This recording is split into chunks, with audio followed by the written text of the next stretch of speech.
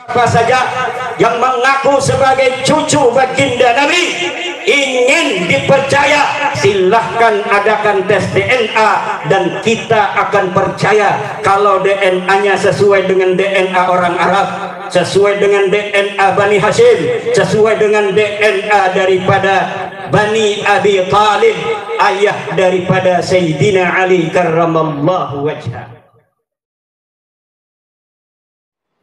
Dan subhanallah pernah diadakan penelitian besar-besaran dan pemeriksaan DNA.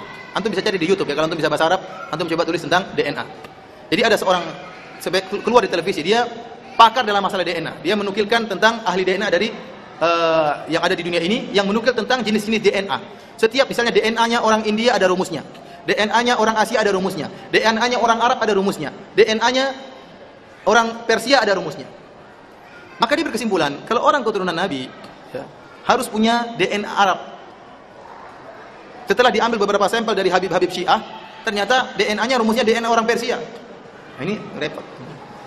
Tapi kita bilang kita husnudzon. Ya, kalau ada yang mengaku dia sebagai cucu Nabi, kita bilang kita husnudzon. Bahkan kalau ada Habib, ya, ada seorang Habib dan ada selain Habib, sama-sama alim, maka yang Habib yang harus kita dahulukan. Tetapi kata Allah Subhanahu Wa Taala, Inna akramakum indallahi atqakum.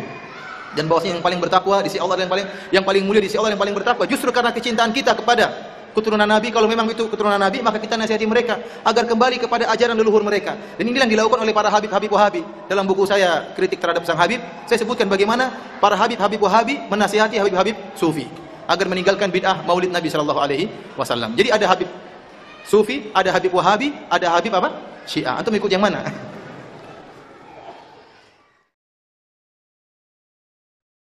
Bagaimana pendapat antum tentang sebagian kaum yang mengaku keturunan Rasul dan sebagian dari mereka berpendapat atau bersikap seolah-olah mereka memegang kunci surga? Mohon penjelasannya, barakallahu fiik. Semoga Allah beri hidayah mereka. Semoga yang kita sampaikan bukan berangkat dari kebencian, tapi dikarenakan kita mencintai yang hak pada mereka. Sanad mereka apabila kita tinjau secara ilmiah kepada Rasul sallallahu alaihi wasallam, nasab mereka terputus di Ali Al-Muhajir itu. Ini dari sisi sanad, oke? Dikarenakan seseorang mengaku keturunan Rasul sallallahu alaihi wasallam, ini kabar yang berkaitan dengan agama. Kabar yang berkaitan dengan agama, kita perlu kalam ulama jarah wa ta'dil tentang soduk, kejujuran, kebenaran akidah nih orang yang membawa sehingga kita terima atau kita tolakkah kabarnya. Iya nggak? Saya difahami nggak? Oke? Dari sisi sanad, dari sisi nasab, kita tidak meyakini kebenaran keturunan Rasul sallallahu alaihi wasallam. Dikarenakan tidak ada perkataan ulama jarah wa ta'dil tentang si fulan ini, Ali Al-Muhajir. Apakah dia jujur, akidahnya baik atau tidak sehingga kita terima kabarnya, riwayatnya. Orang yang tidak ada perkataannya, tidak ada kabarnya di dalam kitab jarah wa ta'dil, maka kita katakan orang ini majhul. Yang majhul demikian kabarnya tertolak, maaf. Ini agama, bukan sembarang orang bisa mengaku-ngaku. Iya kan? Maka dari situ kita katakan sanadnya munqati', terputus. Itu satu sisi dari nasab, dari sanad. Tapi katakanlah kita oke, turunan Rasul sallallahu alaihi wasallam. So what? Tidaklah orang itu membenci dzurriyyatnya Rasulullah kecuali karena 3 hal. Imma ayakuna walad zina. Boleh jadi dia itu adalah anak zina. Yang kedua, imma ayakuna munafiqah, bisa jadi dia adalah seorang yang munafik. Siapa munafik? Orang yang pura-pura Islam, pura-pura iman kepada Allah, tapi hatinya sebenarnya tidak beriman kepada Allah. Dia bersama orang-orang mukmin hanya untuk mengelabui orang-orang mukmin. Wa imma ayakuna abu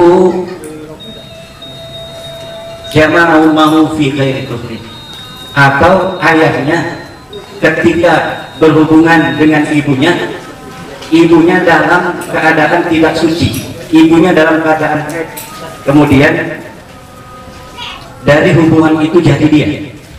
Kalau orang tidak termasuk 3 di antara itu, insya Allah kepada dzurriyyatnya Rasulullah Muhammad SAW tidak akan ada rasa hikmah, tidak akan ada rasa. Maka siapa saja yang mengaku sebagai cucu baginda Nabi ingin dipercaya, silahkan adakan tes DNA dan kita akan percaya kalau DNA-nya sesuai dengan DNA orang Arab, sesuai dengan DNA Bani Hashim, sesuai dengan DNA daripada Bani Abi Thalib, ayah daripada Sayyidina Ali karramallahu wajhah.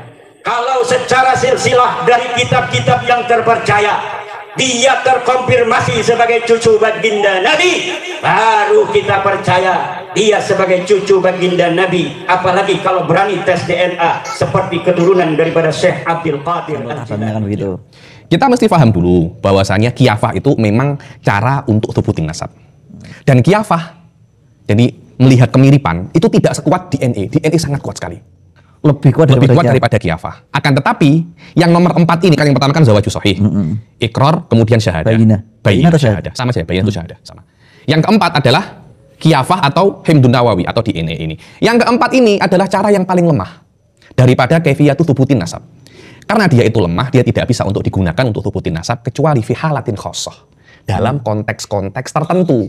Kapan itu? Jika tidak jika tidak diketahui nasabnya ini siapa.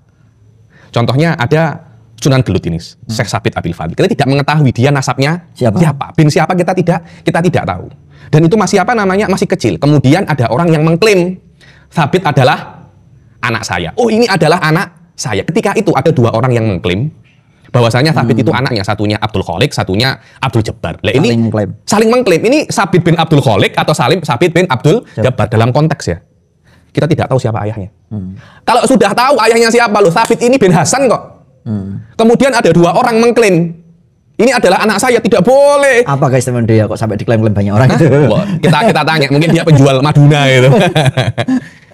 Ketika orang itu nasabnya sudah ma'ruf, tidak boleh Anda menggunakan ini untuk mengganti nasab Anda. Jadi nasab Anda ada bin siapa? Abdul Jamal. Bin Abdul Jamal. Nasab ayah Anda sudah tahu, sudah ma'ruf Abdul Jamal. Semua orang tahu Anda itu Mundir bin Abdul Jamal. Bin Abdul Jamal. Anda iseng-iseng tes DNA kepada saya. Subhanallah, matching. Matching. Ini 100% sama. 100% sama. Apakah boleh Anda bertukar daripada bin Abdul Jamal menjadi bin Muhammad Bagir Assegaf? Apakah boleh semacam itu? Tidak boleh. Kenapa? Karena ada sesuatu yang lebih kuat. Apa? Zawaju sahih.